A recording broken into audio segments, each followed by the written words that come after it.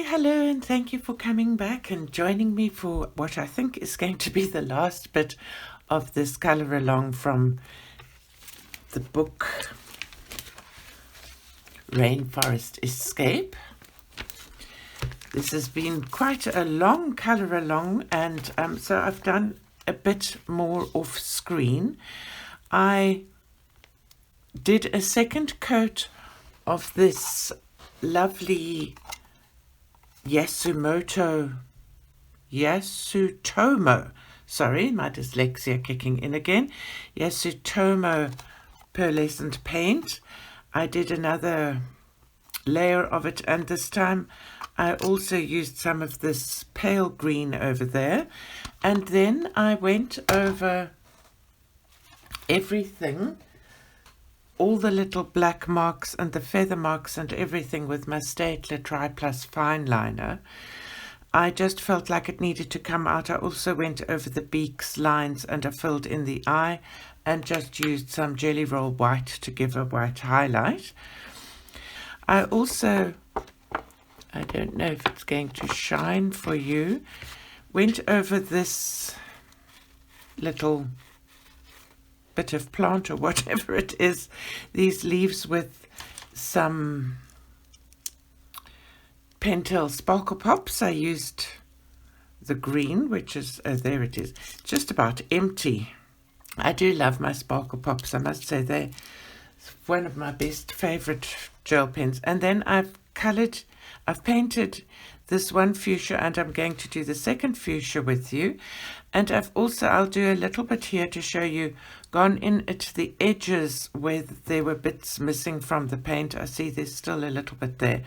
I'm going to start with this now.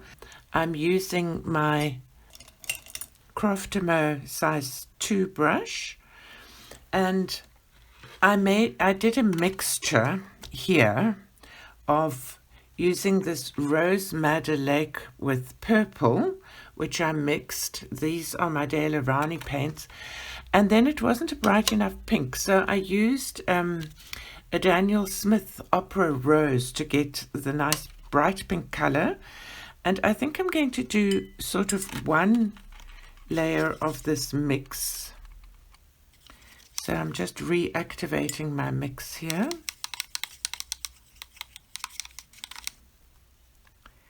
I hope everybody's well. It's Sunday morning. Still winter going on for spring, but it's not quite as freezing as it's been, and the sun is shining brightly. So I'm just going over this. So this is a slightly muted color.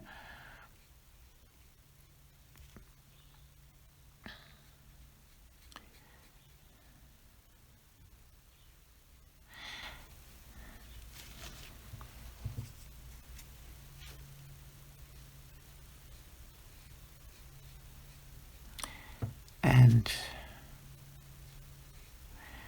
I'm just doing one layer of this, and I'll let it dry a bit, and then I'll go in with the Opera Rose, which is, you'll see, just such a gorgeous, it's almost a neon pink. I think if you don't have Opera Rose in your palette and you like watercolor painting, it is a color that I would highly recommend. I love Daniel Smith watercolor paints, and I also love Winsor Newton Professional. They make a very similar color just called Opera Pink in Winsor Newton.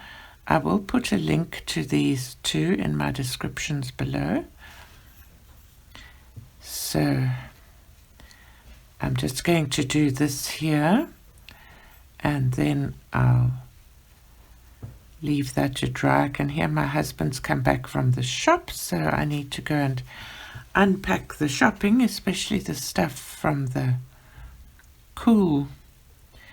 fridges. I'm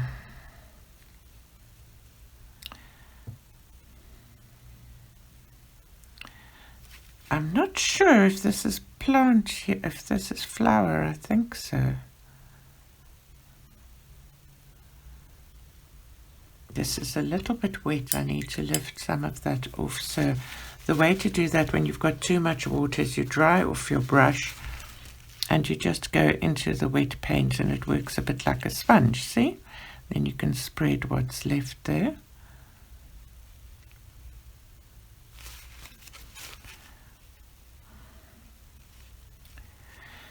And a little bit here. And as you can see, there's all sorts of blue that I've missed out. So I'm going to allow that to dry, and then I'll come back with the other colors. All right, now, so this is dried, and I'm just going to do a layer with the Opera Rose. I don't seem to have enough space left on my table.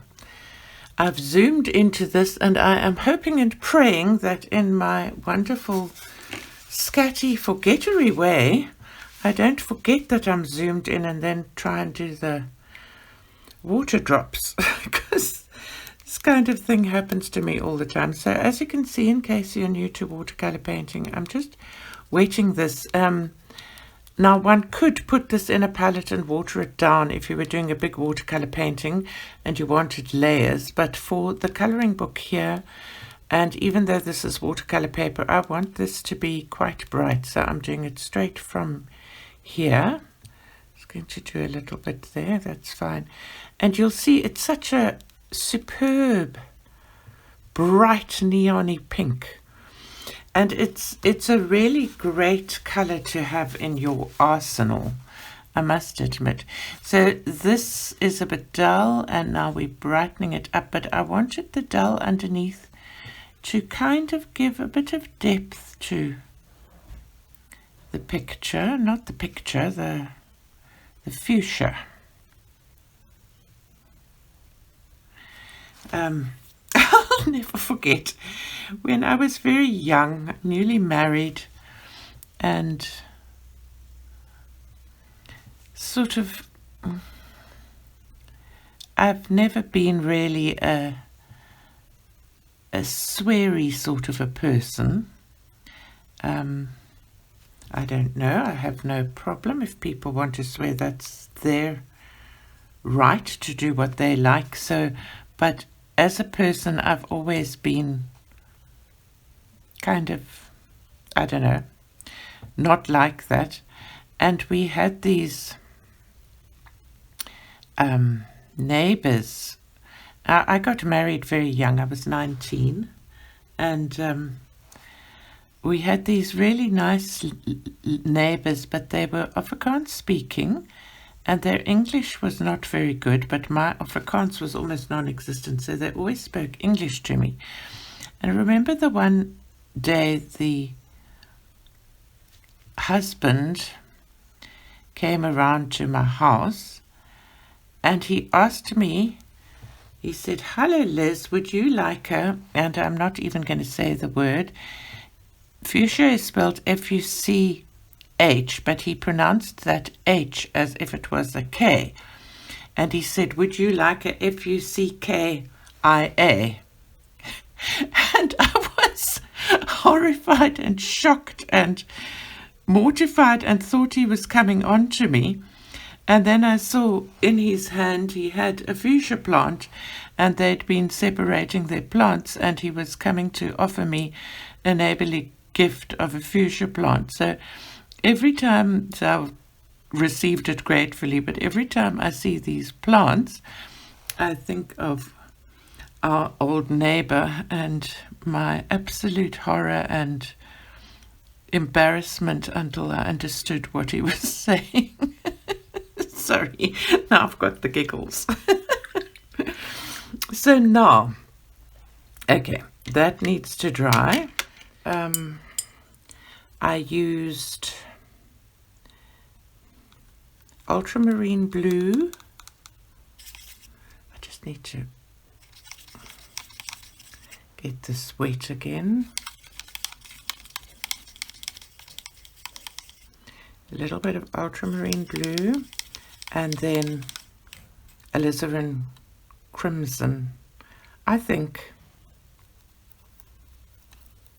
can't really remember. I'm trying to mix a purple, but that looks good. Maybe a little bit more crimson. And a little bit. Actually like that color. Yeah, no, I like that color as it is. This is the thing about watercolors that I think is magic, is that you can mix them. And now to paint, you see, I think that little leaf there is another pink one that I forgot. So I'm going to paint this very carefully and slowly.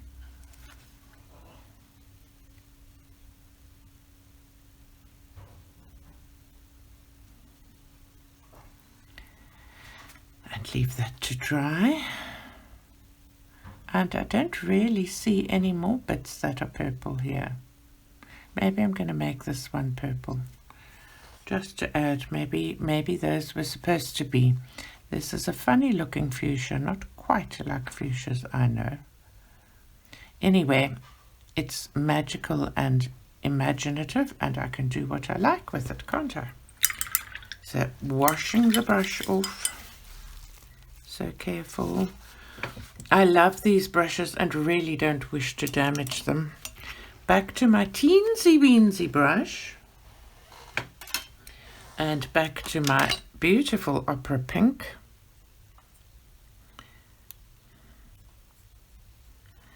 And going to do these little thingies. Are they stamens? I don't know what they are. Going out the lines again. I've noticed when I colour, I usually have my nose just about on the book.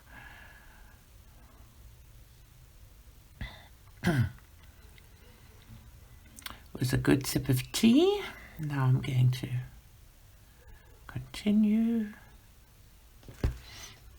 I nearly painted with the tea. I did a little painting with coffee once.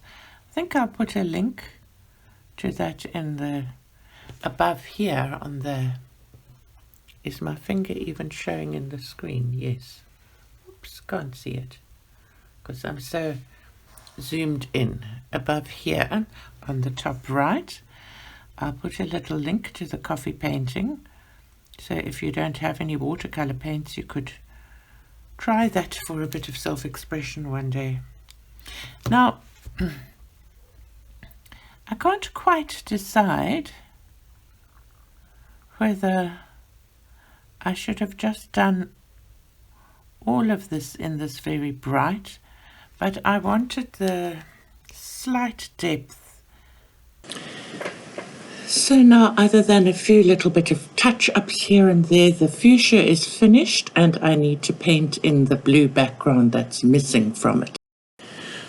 I'm using this Lindy's Stamp Gang Starburst. It's a spray color thing that I bought ages ago, and I had thought I could use it in my coloring books and I haven't been able to, so I sprayed some onto a saucer and I tried it on the top bit of this bark, and I'm going over the rest of the bark with it because the bark has been disturbing me. I don't like it. So the lines that I had gone over with my fine liners are going to melt a bit with the water, but that's all right because it's also going to allow the color to darken a little bit. And the Starburst has got the very, very faintest kind of a glitter onto it. I'm not actually sure what it is. If it's an ink or it's quite a watery thing. You get a powder in the bottle and then you have to add water to it, and you're supposed to be able to spray it on artworks and things. Maybe I'll just do a little sketch on a page that I've sprayed with it to show you what it looks like, but I think it's more for art journaling and stuff. So I'll if you're interested, you can ask me and I'll see if I can find a link. But I don't think it's really something I'd recommend for an adult coloring book. I'm just using it here to use it. I was trying to think of something that I had in a similar color. I didn't want to use more watercolors. I wanted to get a slight shine or something with a bit of interest. You'll also notice that I've covered up all the little bits of white, all the bits that's in the blue where there were white gaps, and I've just done all of that the way I showed you in the very beginning to touch up. Now you've probably noticed through the whole process of this video that the water drops have changed. I didn't like what I had there. So what I did was the longish drop that was there, it ended up as a mess. So I went over it with just clean water and then blotted it up with a paper towel. And I'm now drawing a smaller round drop, and then I'm going to do the drop, and I'm also going to draw a slightly larger drop on the big leaf as well. Sorry, I just needed to spread this. It had pooled a little bit again. So now I take a bit of clean water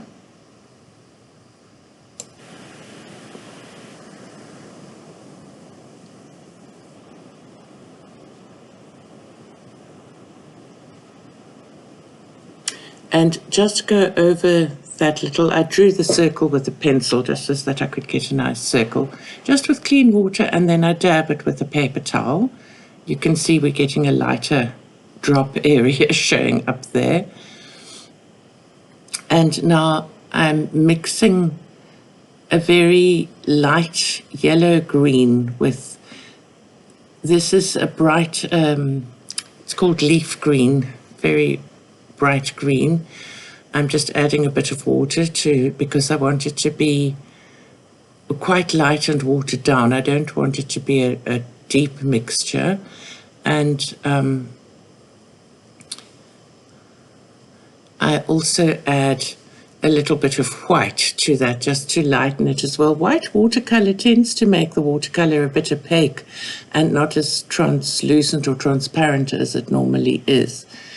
But I really wanted this to be a very pale green, because if there was a water drop on top of the leaf underneath it would be a very pale green. So I color that whole little area in that brighter whitish green. Now it looks as if it's disappeared, but as it dries you can see it again. And I'd lifted what I drew here as well, so there's a slight circular outline there where the dark paint had not lifted completely, which is fine. So I'm also going over this little bit with a bright white green. And most of doing the water drops consists of leaving paint to dry. So the saying watching paint dry is very true in this sort of thing. So I just tended to leave it to dry and went colouring in another picture on the side as it dries. And I've also used a hairdryer every now and then.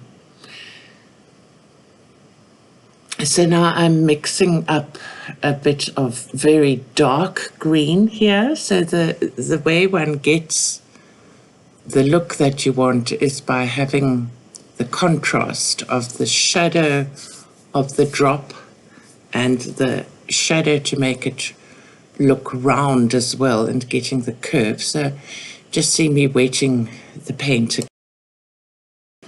So now using this dark, it's green with some black added, I'm just doing a very slight circular curve around here, very lightly and as thin as I can possibly manage.